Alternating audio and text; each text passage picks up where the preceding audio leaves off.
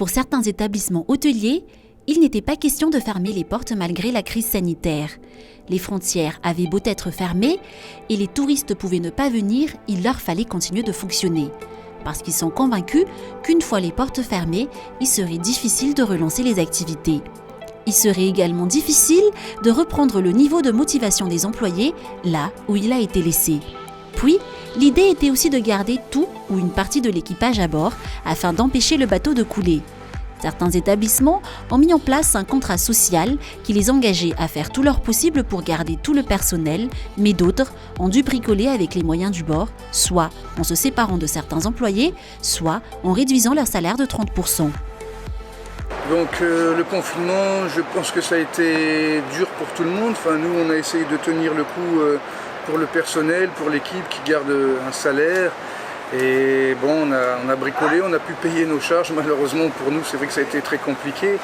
Mais bon, on a tenu le coup en tout cas. Un petit peu, oui, et pendant un petit moment c'était très difficile, ils ont eu une petite baisse de salaire aussi de 30%. Ça a duré un mois, on a essayé de reprendre après le plein salaire.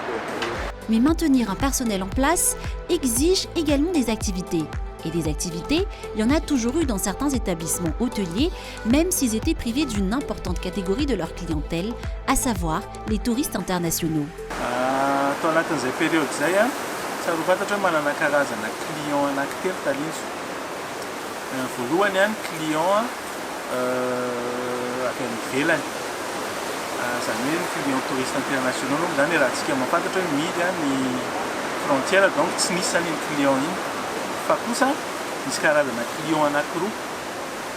Misy ny karazana client manao tourisme, zany hoe tourisme intérieur, tourisme local, izay misy vahiny, misy toeratany malagasy, ary misy ihany koa le touriste client professionnel, zany hoe tonga aty amin'ny faritra Anosy, aty amin'ny Fort-de-France, ny faritra Angoy, izay tonga hiasa.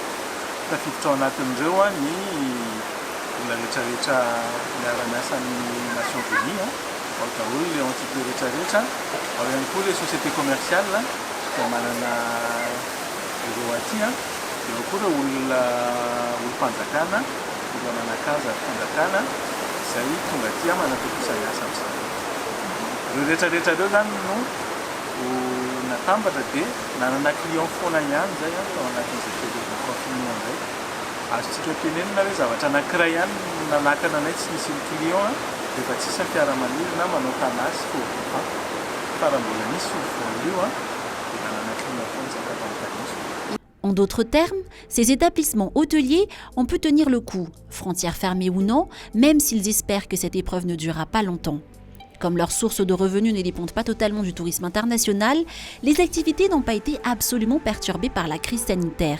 Certains d'entre eux ont l'habitude d'accueillir de hauts fonctionnaires de l'État. Dans cet établissement que nous avons visité par exemple, le personnel était en train de préparer un événement d'envergure nationale. Mais ce n'est pas tout.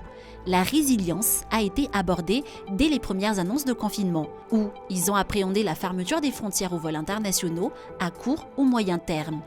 Des idées sont donc venues. Organisation de soirées, de pool ou de beach party. Dans cet hôtel par exemple, 2 hauts cadres ayant été confinés.